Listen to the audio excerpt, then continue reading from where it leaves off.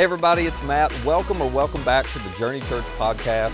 If you haven't yet, be sure to subscribe to this podcast so you can automatically get our weekly episodes. And you might want to go ahead and subscribe to our Journey YouTube channel as well. You'll find messages, music, interviews, inspiring stories, and more for you all right there. Now, I hope this episode helps you take your next step in following Jesus. One of the things that has been true over the last year as we've been preparing and planning for this is I've been thinking about this celebration and this month. There's a certain word that's kept popping up in my head over and over again. It's the word opportunity. And the reason I think I keep thinking about that word is because when you look at your life and I look at my life, and in the context of what we're going to talk about today, when we look at the story of our church, it is a series, it is a story of what I would call God-given, grace-driven opportunities. God-given in the sense of we've all experienced opportunities that we didn't manufacture, we didn't plan. God gave them to us. We didn't earn them. We didn't deserve them. They were grace-driven. But here we are. And if you told the story of your life, I told the story of mine. Certainly when we tell the story of our church, it is just a series of these God-given, grace-driven opportunities. And that's great. But with those opportunities comes a real sense of responsibility and accountability to maximize the opportunities that God has given us. And for those of us who are a part of Journey and call Journey home, today is the day when that responsibility and accountability is going to become very clear. And we're going to have to make a decision of exactly what we want to do with the opportunities God's put in front of us. This is week 2 of a series we started last week called Extraordinary Story. The subtitle is important, How God Uses Ordinary People. Because those are the only kind of people God uses. Those are the kind of people God always uses, ordinary people. And as a church, we are praying together throughout this series so that we can get clarity on exactly how to maximize the opportunities God's given us. If you want to be a part of that with us and you haven't yet, go to the app or scan the QR code. You can sign up. You'll get a text at 8 a.m. every morning with a very short prayer that gives you something to focus on, to pray about, and to think about. And for those of you who are new around here, I just want to tell you, this is not a normal kind of series for us. That'll come right after this. We'll get back to what we normally do. This is a little different, and what I mean by that is it's different in the sense of we're talking about not just what Jesus has done in our church over the last 20 years, but we're talking about what we think he wants us to do next. And I think it's the perfect series for you to be here, quite honestly, because it's going to give you a really clear perspective on who we are, who we care about, and why we do everything that we do. Because from day one, we have simply tried to be a movement that is Jesus-centered, others-focused, and outward-facing. That's how we've thought of ourselves as a church. How can we be a movement that is centered on Jesus? We just do whatever he says, that we're going to take seriously everything he said Jesus followers are supposed to do. And primarily when he said, I'm going to give you one command, it trumps all the others, it actually takes care of all the others. You're to love one another the way I have loved you. And for 20 years, we haven't always gotten it right.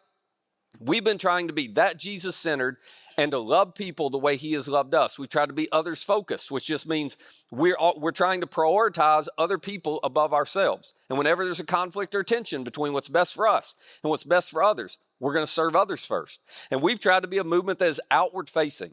And all we mean by that is that we're not just going to worry about us, that we believe everybody matters to God. And I mean everybody, whether God matters to them or not. And so we're going to try to make it simple for people to find and follow Jesus. And it doesn't matter who you are or where you come from or what you believe. We want this to be a place where you know we are for you. We don't want anything from you. We simply want to create a place where you can belong even before you can believe, and you can figure out what your next step in following Jesus may look like. That's what we've been trying to do. And over the last 20 years, so many of you have done that, and you have done that so well that God has continued to open doors of opportunities for us. And our responsibility is simply to maximize those opportunities.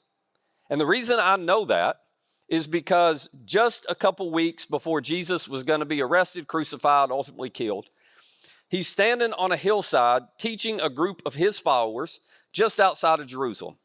And he's reflecting, I think, on the fact in that moment that it's not long before he's going to take everything he came to do, his mission, his message, he was going to put it completely in the hands of these followers who are sitting on this hillside.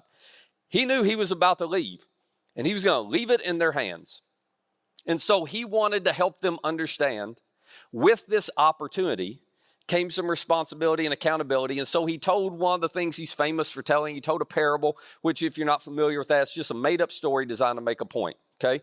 And in every parable Jesus told, pretty much, somebody represents God, somebody represents us.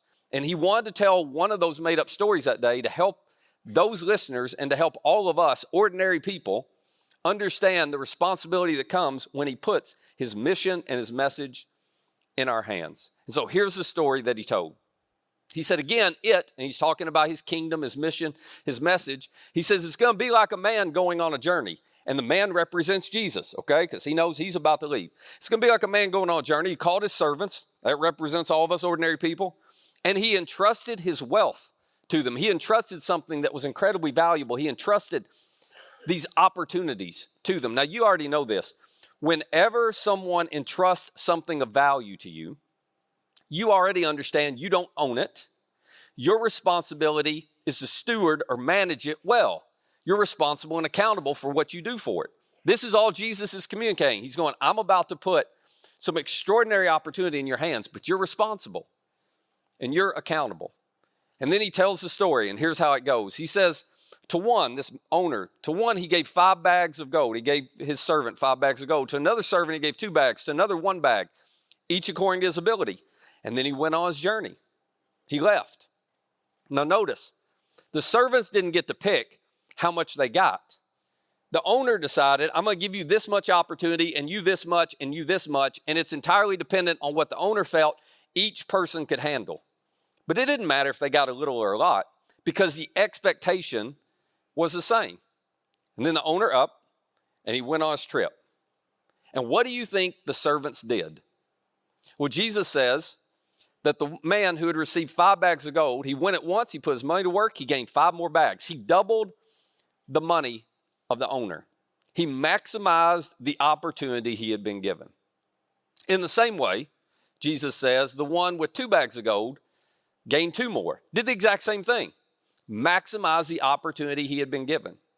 But Jesus says, the man who had received 1 bag went off, dug a hole in the ground, and hid his master's money. Now, why would he do that? Well, think about it. If I'm going to try to maximize the opportunity that this owner has given me, and it doesn't work out, if I fail, well, now I got a real problem on my hands. And I don't want to take the risk of failing. This is what this guy's thinking. I don't want to take the risk of failing. And so in order to play it safe, I'm just going to be content with what he put in my hand. And I'm going to make sure when he comes back, whenever that day is, I can give him exactly what he gave me.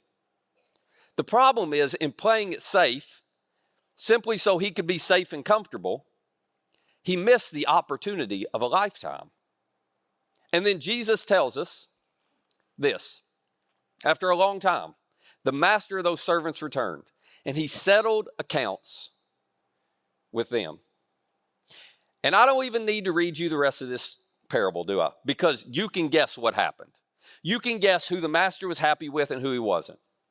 The 2 servants who had maximized the opportunity and doubled the amount, they both received, this is important, equal reward. It didn't matter that one of them now had 10 bags of gold and one had 4. They both had maximized the opportunity they'd been given. They got rewarded equally.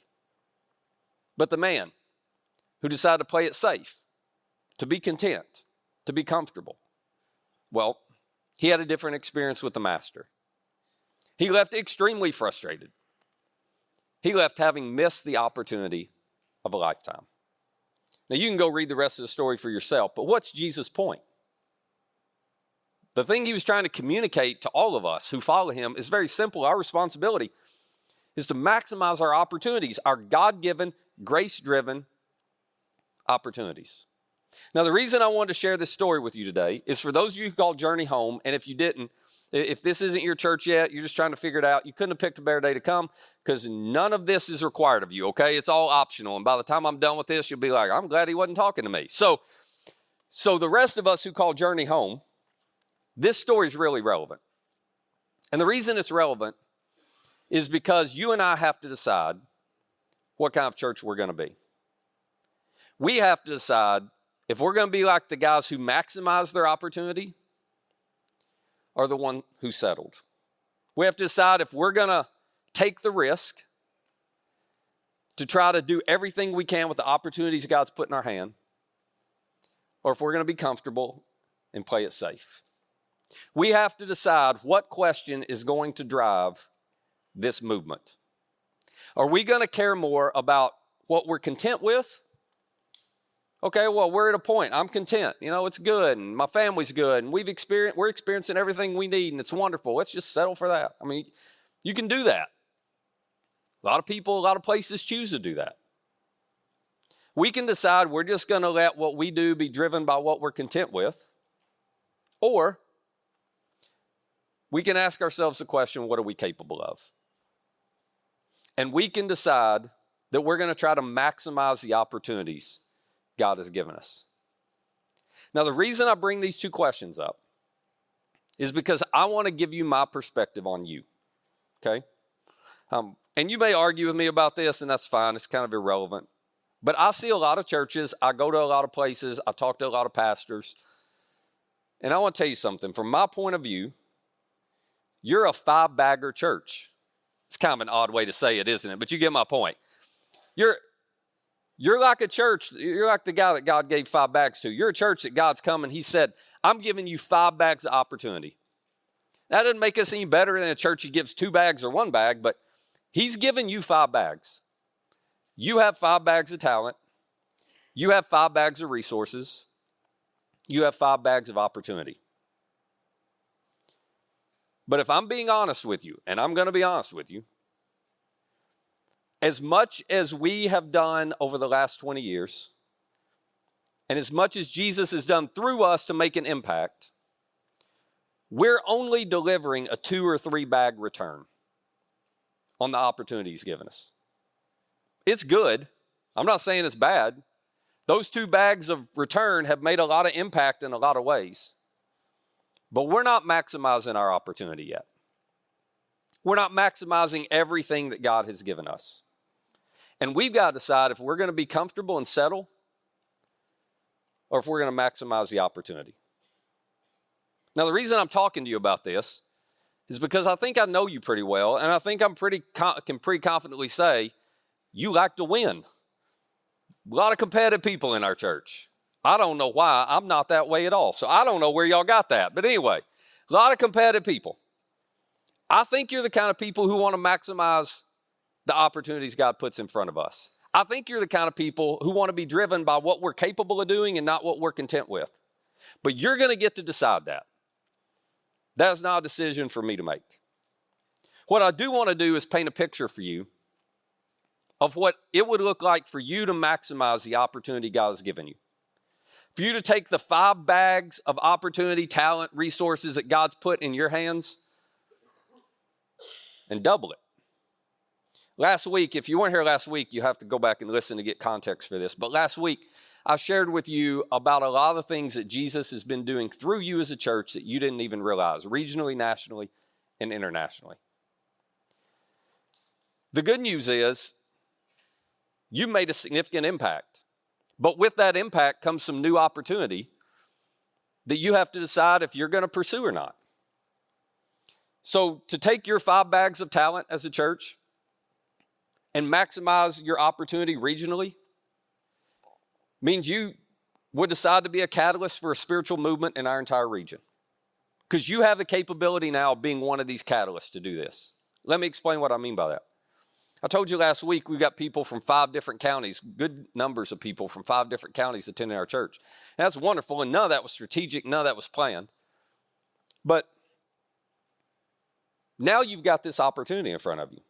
Imagine with me for a minute, if we were able to do in every community that's represented here what we've been doing in Callaway for 20 years. Imagine if we were able to show up in Henry, Marshall, Graves, McCracken, Callaway, and we demonstrated no strings attached generosity in all of those communities so that people could see we didn't want something from them, we want something for them. We want a better life, and we believe following Jesus is going to lead to a better life, and we're going to love you like Jesus loves us, and we're going to be generous towards you whether you ever choose to follow him or not.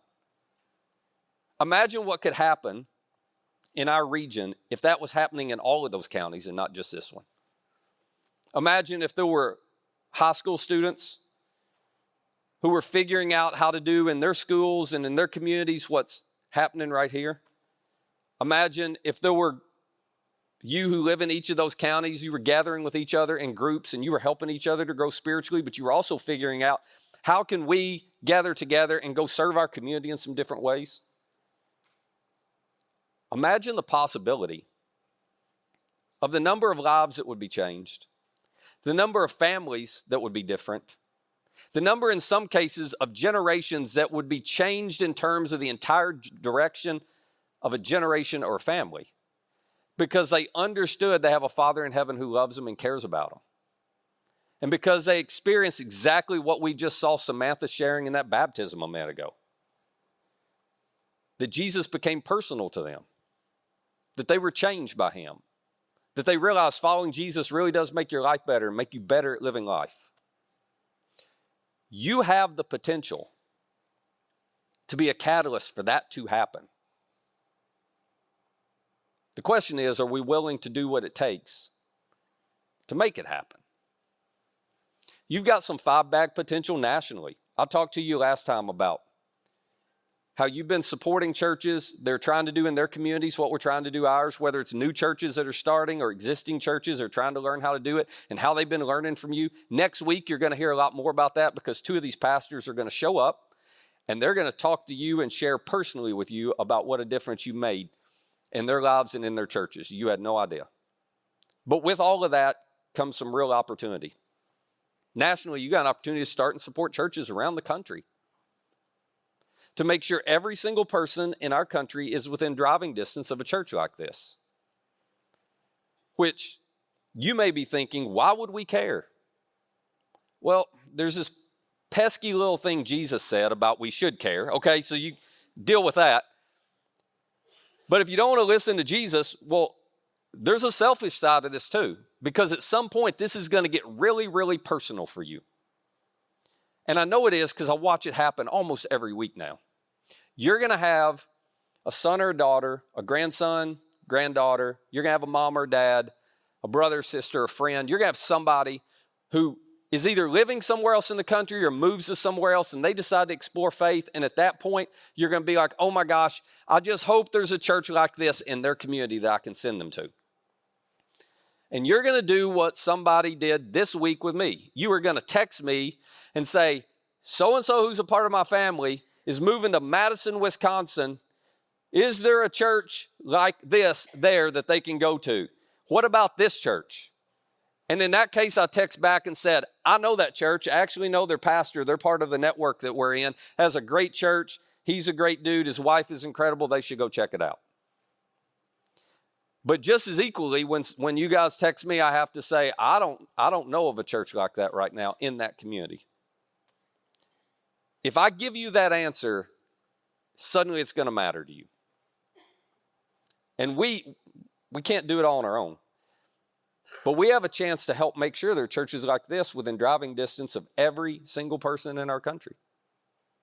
Internationally, you're making a lot of difference in churches around the country. And with that has come an opportunity internationally to launch and support networks of churches around the world.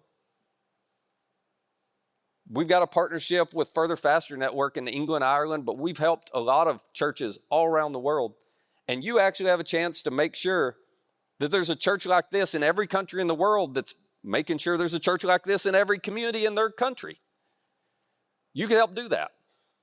Right now, there is about 20 churches in Brazil. Largest country in South America. 20 churches in Brazil who are trying to do in their communities what we're trying to do. And what they need to do is teach other churches in Brazil how to be a church like this. And they want to do it, but they've got to launch a network to do it, so they've got the resources to be able to do it. And they don't have everything they need. They don't have all the funds and resources to be able to get this network launched. You're going to hear more about this in 2 weeks. Because one of these guys from Brazil is actually coming here, coming out of his way to come to Murray to tell you about what a difference you've already made for them. But you're going to get to hear what a difference a network of churches like this would make in Brazil. You've actually got a chance to make that network happen if you want to. So, And that's a lot of dinging, isn't it? That's a lot. It's all over the auditorium now. It's surround sound. Anyway. Hand me the phone. I'll answer it. I'll be like, hey, yeah, we're live. Anyway, those are the opportunities you have. So over the next couple weeks, you're going to hear more about some of that. But here's what I want to encourage you to consider. You're sitting there and you're making a decision already. If you call Journey home, you're making a decision already about, well, that really excites me, or I don't like that at all. And I have some good news for you.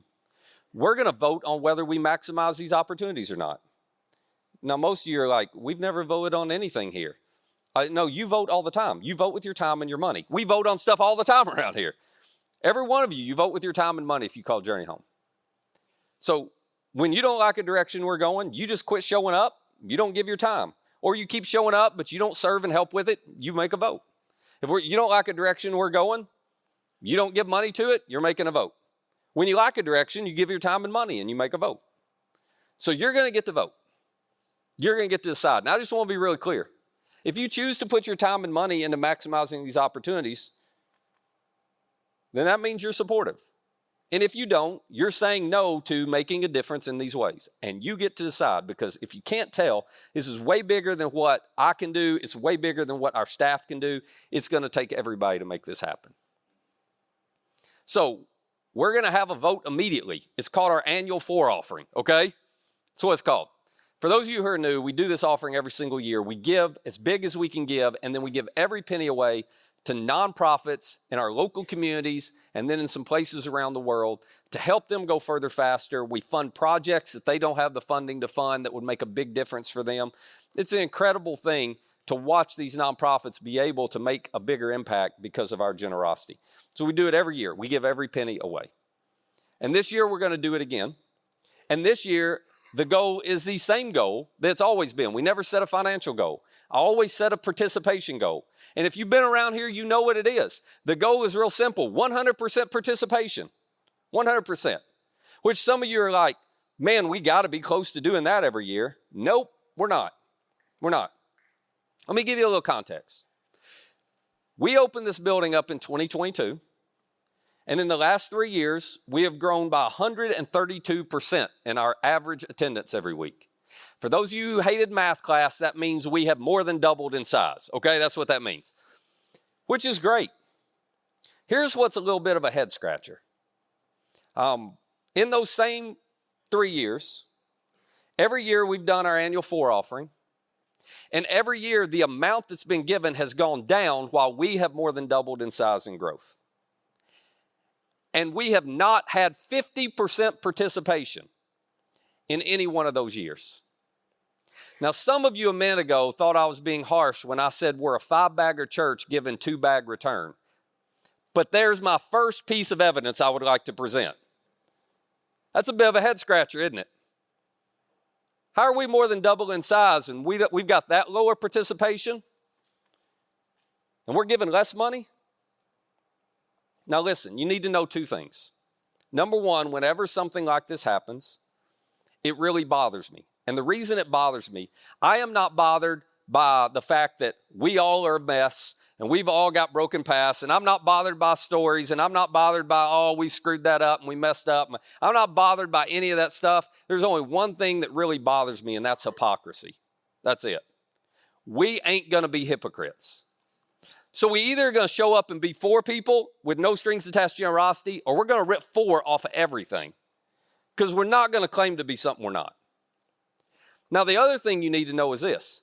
Whenever I see something like this, I never start by thinking you're the problem. I don't. I'll start by thinking I'm the problem. So when I became aware of this and watched this over the last couple of years, as soon as last year's FOR offering was over, you can ask our team. I said, I got to figure out something, because clearly I'm not communicating well enough, inspiring well enough, leading well enough for people to see what an impact and a difference they can make and why it's so important to participate. It's on me. So we went back to the drawing board and we started over and we revetted every nonprofit to make sure every single dollar that went to any project at any nonprofit was going to make a significant difference, and I could stand up here and say it with 100% confidence, and there was no question about it. And we vetted projects around the opportunities that I just talked about that we saw God was putting in front of us. And I'm telling you all that, and I'm going to show you in just a second. This is not every nonprofit we can help, but this is most of them. I'm going to show you the nonprofits we vetted, okay? And I'm going to highlight a few of the projects. But I'm telling you all that because I've told you I'm taking responsibility for the fact we have sucked at this the last 3 years. But if you suck this year, it's on you. That's what I'm telling you, all right? I'll carry the load for the last 3 years. But now I've done my job. So you got to decide what you're going to do. If you want to start maximizing the opportunities God's put in front of us, the 4 offering is the place to start. And we're going to give every penny away, and here's where your money is going to go. Here's a list. These are not in order of importance. Nobody blow me up afterwards, okay? The ones that are highlighted are simply ones I want to tell you a little bit about. So, Levi Miles Foundation, Labor Day weekend, if you were here, if you were not, you missed an extraordinary day. The founders of Levi Miles Foundation were here. This foundation, what they do is extraordinary. They help families with kids who have rare diseases or disabilities. They're helping people all across the nation, but they're based out of Paris, Tennessee. They're doing extraordinary work, millions of dollars worth of work. And they told you, David and Shana told you on Labor Day weekend about this inclusive playground, $2.5 million playground. They're raising money, and they're actually in the process of building right now for our region, for kids of all kinds to be able to come and play side by side.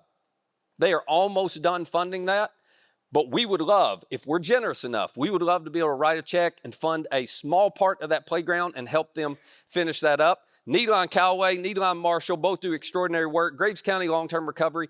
You remember the tornadoes a few years ago?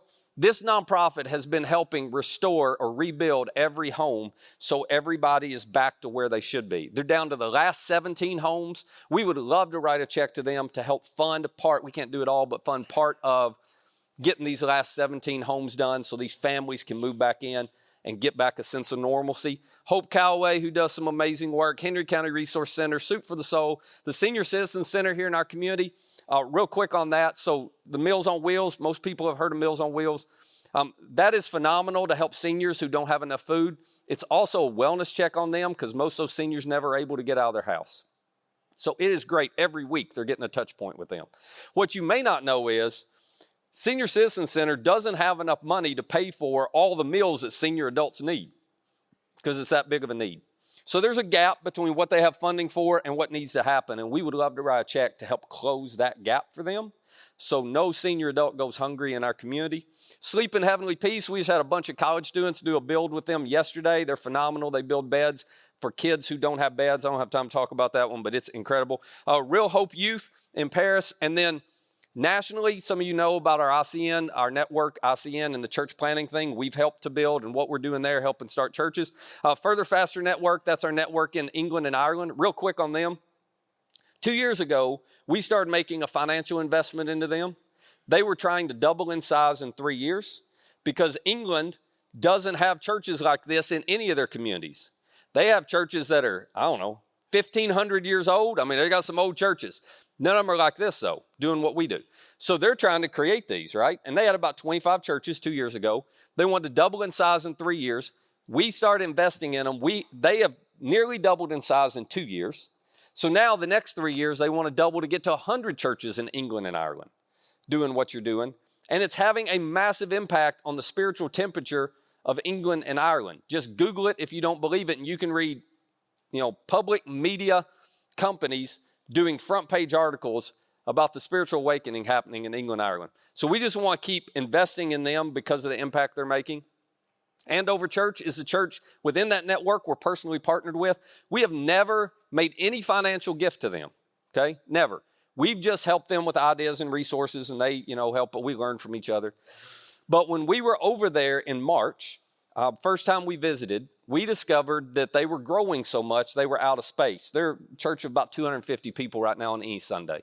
And they were out of space, particularly kids' space. And they were trying to figure out a solution to this.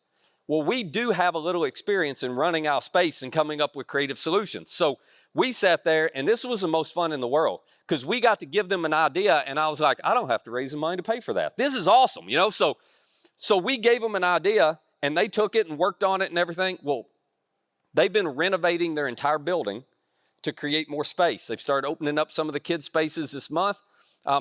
They have funded almost all of it themselves with a special offering, but they got a little gap, and we would love if we had enough money, just as a way to let them know we care about them and support them, to write them a little check and say, finish your renovation. Here you go. New Brazil Network, I talked to you about that. This thing's just waiting to go if they just had the funding. And then Latin America, we talked about this last week, Latin America church plants. A guy from Brazil and the guy from England who runs this network, they both are going to be here in 2 weeks. And they're not here to make a pitch, and they're not here trying to raise money. I didn't tell them we were going to give them any money. So they don't have any, keep that quiet, okay? They don't have any idea. They're just coming to say thank you to you and to share with you how you've made an impact on them even though you didn't realize it. It's going to be a great day. That's in 2 weeks. So those are some of the nonprofits. You're like, that sounds like a lot. It is a lot. We actually vetted projects totaling $300,000. That's what it would take to do all of that. Now, that is 3 times what you've been giving. So you might ask, well, Matt, why in the world would you vet 3 times the amount of what we've been giving away? And I'll tell you why. Because all you have to do is some basic math, and this is what we're capable of.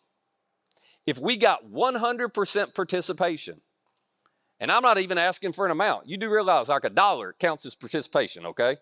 If we just got 100% participation, though, we're capable of funding all $300,000 worth of projects. Will we do it? I don't know. Somebody said to me, you know we're going to fail at this, don't you? I said, thanks for the support. I don't care.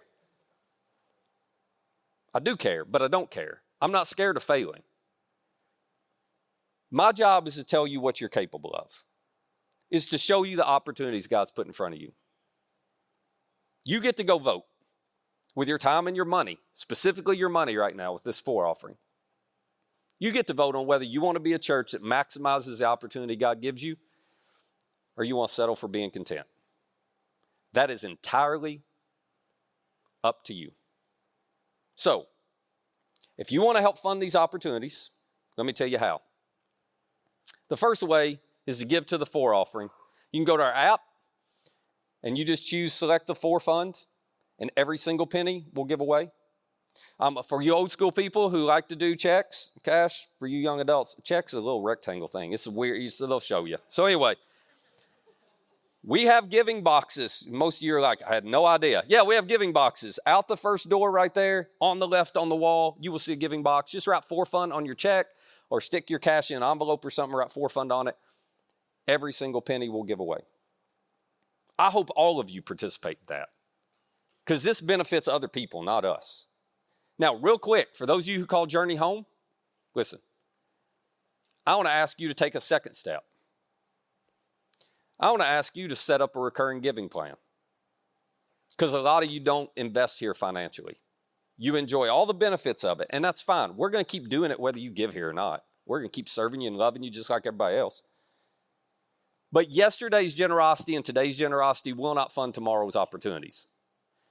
That's my clever way of saying, those of us who invest here and give here regularly are funding everything we're currently doing, but we don't have any extra to go fund these new opportunities. And these new opportunities are not like, oh, let's do the 4 offering and now it's all solved. This is like the next decade. This is a long-term play for us to maximize these opportunities. And it's going to take money.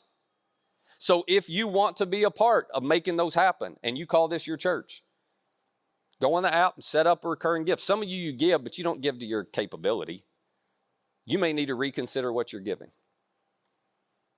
Now, 2 things and we'll wrap up. Number 1, some of you are sitting there and you're asking yourself, and you wouldn't want to say this out loud, but I'm going to say it for you. Why shouldn't we just focus on the local? Why should we worry about any other church or community in the country? Why should we worry about any other church or community in the world? Some of you, and you really wouldn't want to say this out loud, but some of you Callaway people are like, why should we worry about Marshall County or Henry County or Graves County? I mean, let them deal with their own problems, right? So I want to answer that. Number one, I want to make it very clear. We are not cutting any of our investment local. The same type of investment we made over the last few years, we're making now. And I'm not going to let you go, well, I'm not going to give because I want my money to be local. Because I can show you 1.6 million reasons why we're invested and care about our local communities. That's how much money we have invested in our communities over the last 20 years. So I'm not going to let you play the game of, oh, well, they don't care about local anymore. No. Everything that we're doing, the reason it's $300,000 worth of projects is we're expanding beyond local, but we're not cutting local. I would also like to remind you, though, that our King and our Savior did not give us the option of only caring about local.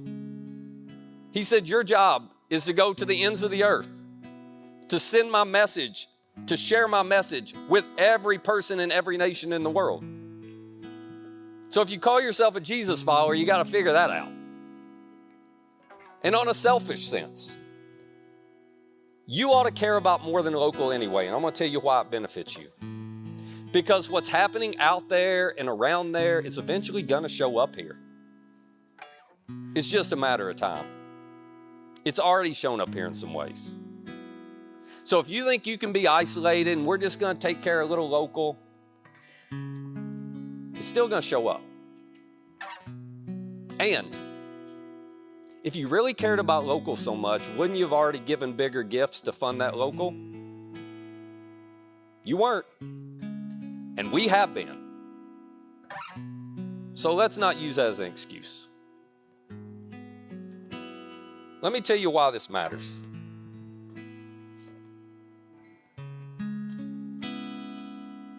I'm going to show all my cards here. Some of you have been coming here for a while and you've been trying to figure out what my bias is on certain things. All right, I'm going to tell you what my bias is, all right? It has been a troubling week for our nation. You've had the Charlie Kirk assassination. You've had the Ukrainian woman murdered on a train. You've had the Colorado school shooting, and I could keep going. And if we want to expand beyond this week, it's been troubling last several months, troubling last several years with so many different things that have happened. And you may not agree with me about this, and that's perfectly fine. But to me, when I see things like that happen, it just proves once again that evil exists in the world. And maybe you don't believe that. But it's hard to explain away what we see if you take evil off the table. And here's my bias. You simply cannot legislate, educate, or medicate evil out of the human heart. Now listen, I am all for good legislation, and I'm all for good politics and great politicians. And when you find some, let me know, okay? So I'm all for that, I really am. I'm all for the contribution that politicians make into our community and our society. We need it. I'm all for education. And a lot of you invest your life in educating the next generation. You're making such a big contribution to our society. I'm all for that. And I'm all for great health care for people. And I'm all for helping people who are dealing with mental health issues and providing them all the support they need. All of that stuff is valuable. But you can't legislate, educate, or medicate our deepest problem out of the human heart. There is only one solution. There is only one person who can transform evil to good in a human heart. It is our King and our Savior, Jesus. And I got 20 years of evidence here, and we got 2,000 years of evidence as Christianity to prove it happens over and over and over again. And so here's my bias. If you said, Matt, we're going to give you the power to snap your fingers and make one thing happen to make our country better, to make it great again, to get it back the way we want it to be, I'll tell you what I would do. I would snap my fingers and make sure there was a Jesus-centered, others-focused, outward-facing local church in every single community in our country and in every single community in the world. That's what I would do.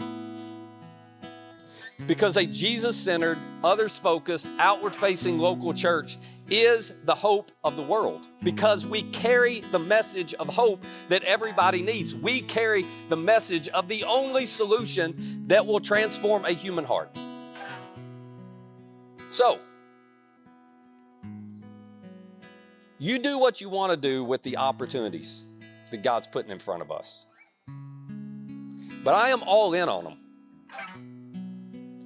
Because I think if we can be the best Jesus-centered, others-focused, outward-facing church right here, it will transform our region. And if we can help create other churches like this and support other churches like this around the nation, it will change our nation. And if we can do it around the world, it will ultimately change the world. And so what I'm asking you to do today is actually not just to give. If you call Journey your church home, I'm asking for something way deeper and way scarier. I'm asking for you to surrender. For you to say, God, I am willing and available. I don't know how you want to use me. I don't know how I could help and be a part. I'm a mess myself. I don't have it all figured out. But God, if you're putting these opportunities in front of us, I'm willing to play whatever role you want me to play in the story you're writing. I'll surrender. That's what I'm asking you to do. And if you'll do it and I'll do it, we can maximize these God-given, grace-driven, extraordinary opportunities that for whatever reason, God's chose to put in front of us. We can do all we're capable of doing, or we can be content. Whether we surrender or not will determine which way we go. So we're going to end with a song, and I want to invite you to use this as a prayer to surrender. To use these words and this song as a way to say to God, it's scary. I don't even know entirely what it means, but as best I can, I'm willing to do whatever you want. I'll surrender to you. So would you stand, pray with me, then we'll sing. Father, we in no way think we deserve the opportunities you've given us. In no way do we think that we've earned it or deserve it or we're special in any way. We are just a group of ordinary people who get it wrong a bunch, and we don't always follow you well, and we don't always love people the way you love us, but we try to get it right. And we're grateful for everything you've done through us in the last 20 years, and we're grateful you would be so kind as to put new opportunities in front of us today.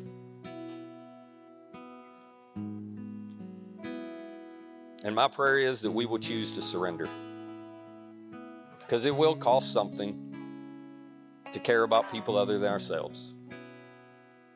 But in these next few moments, we just want to express to you that we are willing, that we're available to do whatever it is you want us to do. And we'll trust you to do what only you can do in the middle of it. It's in your name we pray. Amen.